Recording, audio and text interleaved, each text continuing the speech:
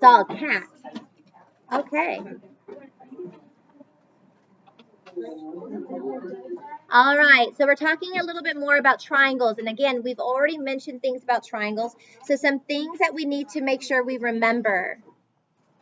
We know, like you just mentioned before, that the sum of the interior angles, and remember, interior means that it is inside. The sum of the interior angles is equal to 180 degrees. So if you add all three angles together, that's going to equal 180 degrees. What we learned yesterday, we know that alternate exterior angles are congruent.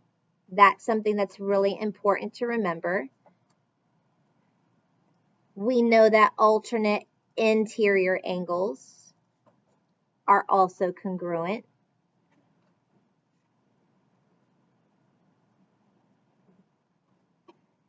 And we know that corresponding angles are congruent. So what we're going to be doing today is we're going to be combining our knowledge of triangles and our knowledge of transversals and creating angle measurements.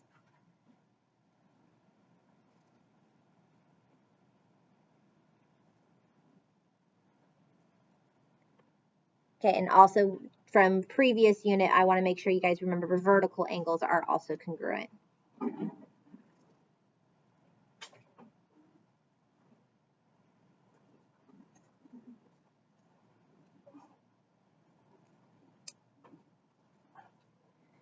Okay, now we're going to talk about what it means to be similar. So when we talk about congruency, we know that when something's congruent, it's equal.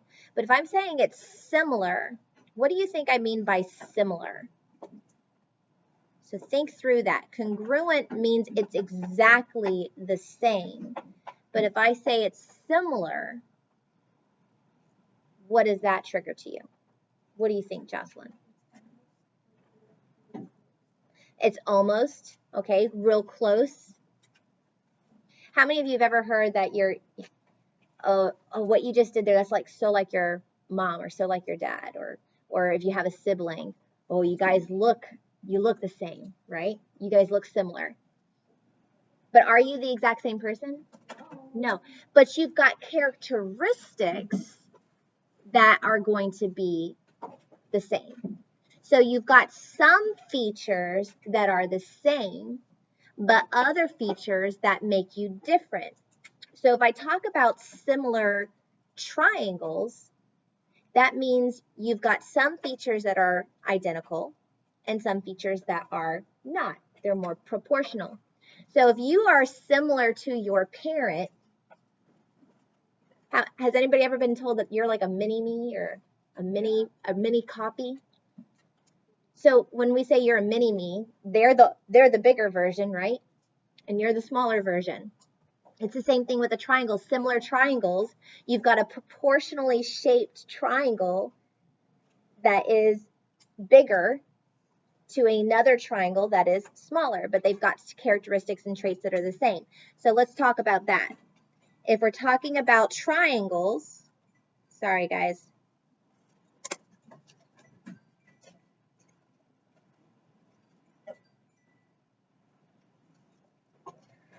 If we're talking about the triangles are similar, then that means that they're going to have equal angles. Triangles that are similar have equal angles, but proportional sides. Their measurements are proportional. It's the only way that they could create them to be equal in measure for the angles. So I can have a parent triangle. So if we stick around with that idea of you being a replica or a miniature version of your parent, you've got your larger sized triangle that has maybe measurements of 85 degrees, 45 degrees, and 50 degrees. And then a triangle that is similar to it, but a smaller, scaled down version of it. But still, the angles are identical, 85, 45, and 50. They're not identical, they're not congruent, because not every single aspect of it is the same, but they are similar. They are similar to each other because what's inside, those angle measurements, are what's congruent. It's the side measurements that are now proportional. All right, and let's just go ahead and recall some information again from our transversals from yesterday, because it is going to be relevant to what we're doing today. We're using those transversals, and we're going to pair them up with triangles to find some exterior angle measurements of a triangle. So we know we have interior angles, but if I were to extend every one of these measurements, all these sides out, I'm then going to be creating exterior angle measures. So it uses those same rules that we had from the transversals. So if we have our transversal measures, our transversal line cutting our parallel lines, and we create these angle measures, who can recall what kind of relationship is angle 1 and angle 8? So if I'm looking at angle 1 and angle 8, give everybody a moment to take a look at that. Angle 1 and angle 8, what relationship should be formed here? Destiny. Alternate exterior, right? Alternate meaning that we've got our transversal. They are on opposite sides of that transversal. Exterior meaning that they are on the outer edges, the outside portion of the parallel lines. So we have our alternate exterior angle relationship there. Let's go with angle 3 and angle 7. Angle 3 and angle 7.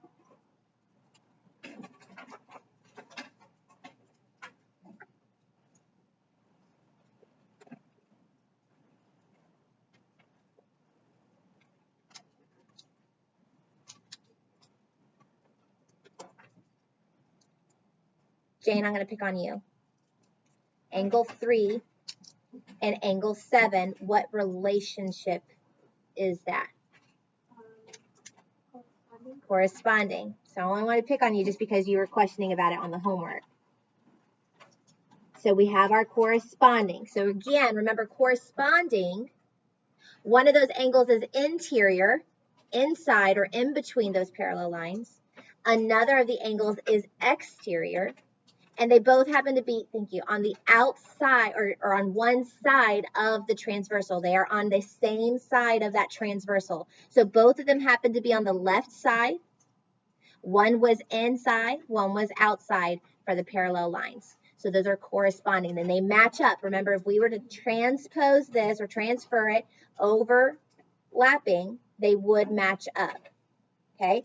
Then we've got, we'll say, angle 4 and angle 5.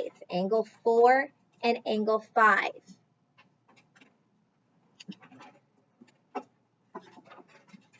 I'll give you a moment.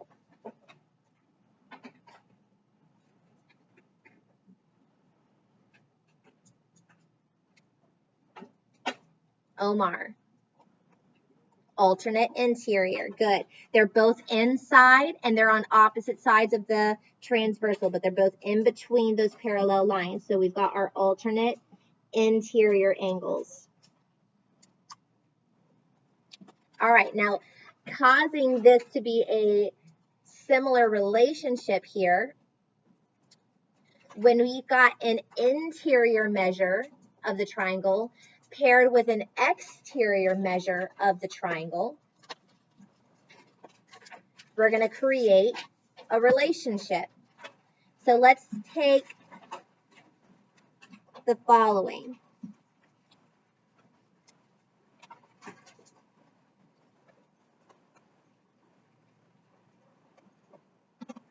I have a triangle here, and I'm going to extend my base beyond the triangle. And I'm going to say that this is 50, this is 80, and what I want to know is what this measurement is going to be, the x.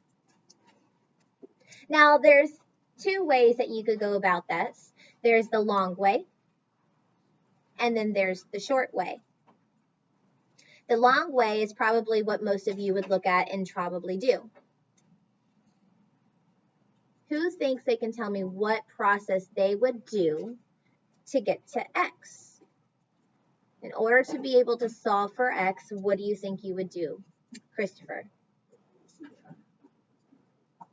Subtract both of those numbers from 180. Okay, so he would do 180 minus 80, and then he would minus 50. What would that give you, though? That would give you 50, wouldn't it? Is that this measurement? No. Then what would you have to do? Take away 50 from 180, right? So the long way would be, okay, well, let me go ahead and take each of those away from 180 so that I could find this measurement, and then take this measurement away from 180 to find this measurement. That's the long way. The short way is just add those two measurements. The sum of the two opposite interior angles is the measure of the third's exterior angle. Let's write that down. The sum of the two interior angles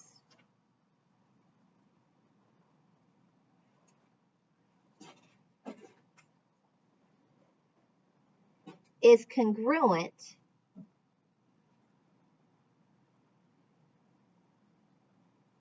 to the third angle's exterior.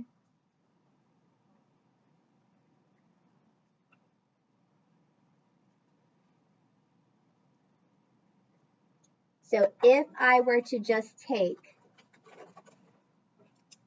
80 and I add 50, that would give me 130 degrees for x.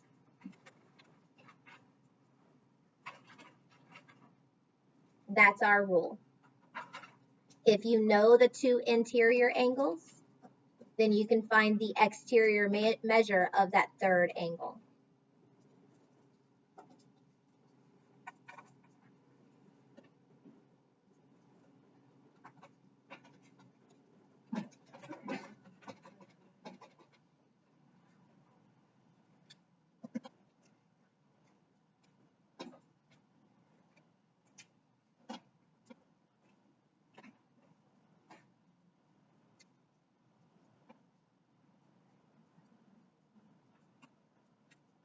So again, the sum of the two interior angles is equal to the third exterior measure. So if I were to create an equation here, that would indicate that 4x plus 70 is equal to the exterior measure. So it's equal to 9x.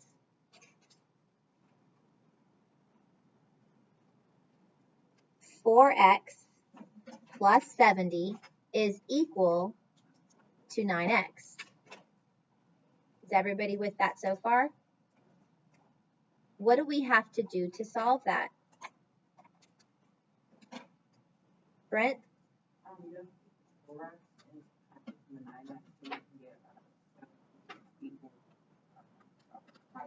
Good.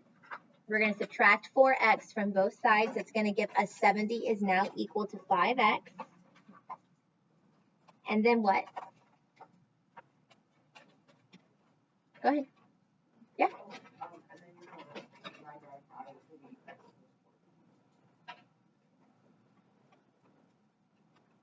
So you get x is equal to 14.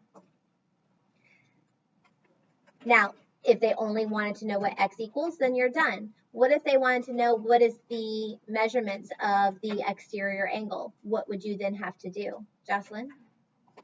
Then you would have to do 9 times 14.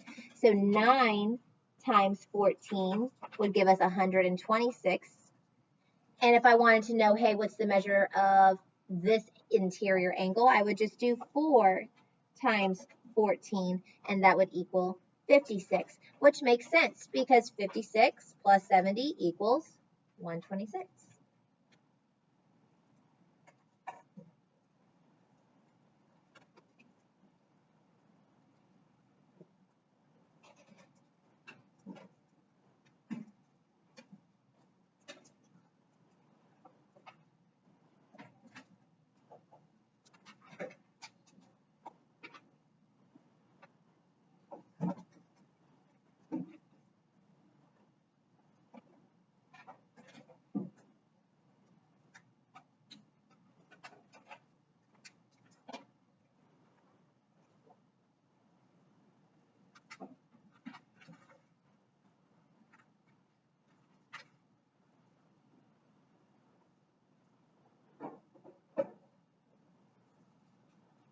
All right, a triangle has measures 3x plus 7, 7x plus 1, and 4x plus 4. What are the measures of each of the angles? I want the measurements of each angle. So first we'd have to solve for x. What's the equation going to look like if we're trying to solve for x?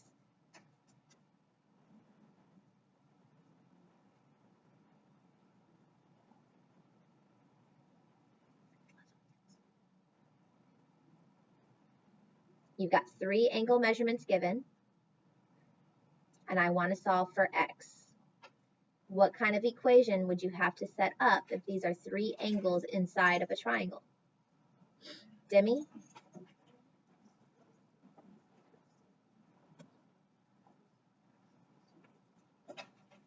Very good.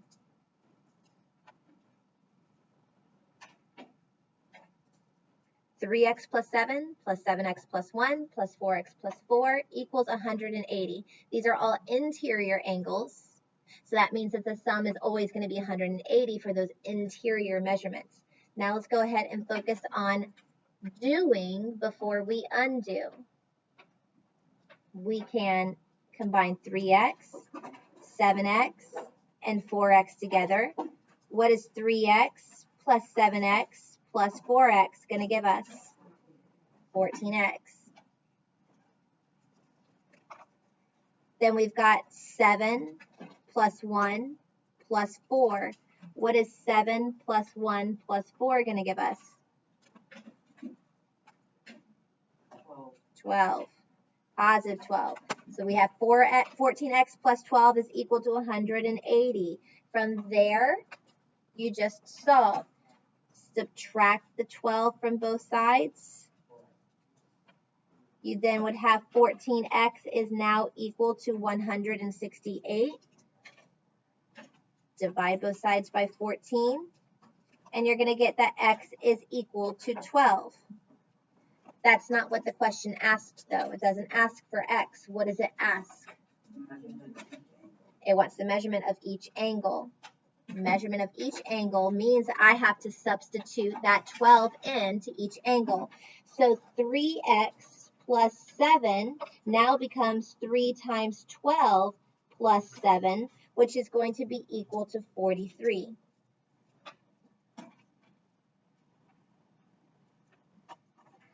Then you've got 7x plus 1, which now becomes 7 times 12 plus 1. That's going to be equal to 85.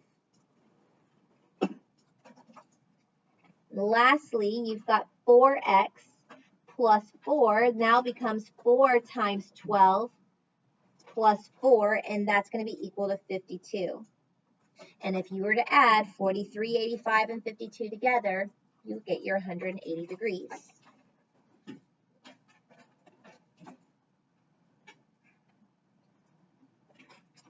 I have one more kind of question that I want to give to you guys, and then you can get your assignment for today. And it's similar to this, but instead of me giving you breakdowns of each angle measurement, if I were to give you a ratio for the angles. Let me go ahead and flip this over real quick because we don't have too much time.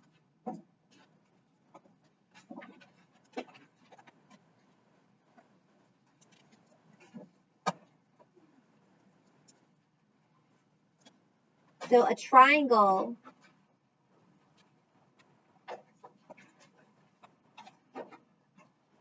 has angles with a ratio of 2 to 3 to 5. 2 to 3 to 5. What are the angles? So I want to know, what do they measure? Well, if the ratio is 2 to 3 to 5,